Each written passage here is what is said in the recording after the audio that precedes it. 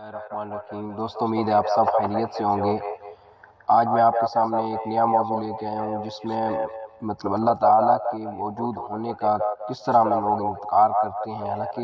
اس چیز کو مان بھی رہے ہوتے ہیں اور انکار بھی کر رہے ہوتے ہیں۔ اللہ تعالیٰ کی وحدانیت کو ماننے کے باوجود ہم اس کو لاشعوری طور پر ایک نہیں مانتے۔ شعوری طور پر بظاہر تو ہم اس بات کا بار بار اظہار کرتے ہیں کہ اللہ ایک ہے، اس کا کوئی ثانی نہیں، وہی رازق ہے، ہم اسی کی عبادت کرتے ہیں، لیکن اس کے باوجود ہم لاشعوری طور پر اکثر اس بات کی نفی بھی کرتے ہیں۔ وہ جب بھی کوئی ایسا کام جس کو سر انجام دینے والا بظاہر کوئی بندہ نظر نہیں آ رہا ہوتا، لیکن ہم بجائے اس کی کہ یہ کہیں کہ یہ سب اللہ کی طرف سے ہے، ہم اس بات کا کوئی لگانے میں لگ جاتے ہیں کہ یہ کس ملک کی سازش ہے، کون دنیا میں یہ سب کچھ کر رہا ہے، حالانکہ وہ زبان سے یہ سب کچھ کرنے والا اللہ ہی کا ورد کر رہا ہوگا۔ جیسے کرونا آیا تو ہر کسی نے اپنی منطق شروع کر دی، لیکن ایسا نہیں تھا، ان کی منطقیں سب جھوٹ تھیں۔ کوئی اسرائیل کی سازش، کوئی امریکہ کی سازش، تو کوئی چائنا کی سازش کہہ رہا تھا، حالانکہ یہ سب اللہ کی طرف سے کچھ لوگوں کے لیے آزمائش اور کچھ لوگوں کے لیے عذاب تھا۔ کرونا پہ قابو پانے کے لیے جو طریقے اپنائے گئے وہ سب غلط اور بے فائدہ تھے، سوائے ماسک کے اور بار بار ہاتھ دھونے کے۔ باقی جتنی بھی پابندیاں عائد کی گئیں، یہ دنیا پہ خاموش حکومت کرنے والے، سامنے نہ نظر آنے والے لوگوں کے کہنے پر کی گئیں، لیکن اس میں ان کا کوئی کمال نہیں تھا، بلکہ یہ اللہ چاہ رہا تھا کہ اس جہان میں جس میں نے انسان کو کسی خاص مقصد کے لیے بھیجا تھا، یہ بنی نوع انسان اسے چھوڑ کر ایک خود کو ذاتی مقصد مادیت پرستی کو پورا کرنے میں لگے ہوئے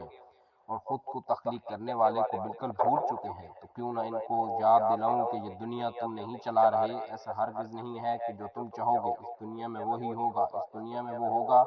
جو میں چاہوں گا۔ اور پھر کچھ ہی دنوں میں اللہ نے اس دنیا کے نظام کو بالکل ہی بدل دیا۔ آج کے انسان کا قانون کا باغی ہو چکا ہے، فطرت کے قانون کا باغی ہو چکا ہے، جو کہ اکائی کے قانون کو صحیح کر رکھنے کے لیے ضروری ہے، اور فطرت کا قانون جس اکائی کے قانون کو وجود میں لاتا ہے، اسے سوائے انسان کے باقی 13 لاکھ مختلف مخلوقات میں سے کوئی بھی مخلوق کبھی بھی اس قانون کو نہیں توڑ رہی۔ یہ میرا یہ ماننا ہے کہ اگر صرف ہوا ہی اس فطرت کے بنائے ہوئے قانون کی باغی ہو جائے تو انسان جو پہلے ہی دنیا میں پانی کے لیے اس دنیا میں ترس رہا ہے، اب وہ سارے پانی کو اڑا کر آسمانوں میں لے جائے۔ یقیناً آپ یہ بات سن کر حیران ہوئے ہوں گے کہ ہوا پانی کو کیسے ختم کر سکتی ہے۔ تو میرا یہ ماننا اور سمجھنا ہے کہ اگر اس کائنات کی سب ہوائیں اکٹھی ہو جائیں، ایک ساتھ چلنے کا تہیہ کر لیں کہ ہم نے ایک ساتھ اوپر آسمان کی طرف چلنا ہے، تو جس سائنسدانوں نے یہ قانون بنایا کہ زمین کشش رکھتی ہے، ان کا یہ قانون اور بات میرے خیال میں 1 منٹ میں اسی ہوا میں اڑ جائے، کیونکہ یہ ہوائیں اتنی طاقت رکھتی ہیں کہ یہ دنیا کا سب کچھ اوپر کو اڑا کر لے جائیں، بالکل اسی طرح جیسے انسان جوس کے ڈبے میں اسٹرا ڈال کے ایک سانس کی مدد سے جوس اندر کو کھینچ لیتا ہے۔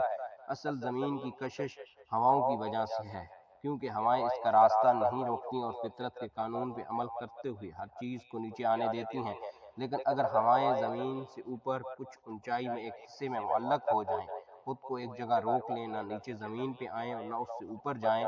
تو کوئی چیز ان ہواؤں کو کراس کر کے زمین پہ نہ آ سکے۔ اصل میں کشش ثقل کا قانون ہواؤں کا محتاج ہے، ان ہواؤں کے بغیر یہ قانون نہیں بن سکتا۔ یہ سب بتانے کا مقصد یہ ہے کہ انسان دنیا میں اللہ کے بنائے ہوئے قانون توڑنے والی واحد مخلوق ہے،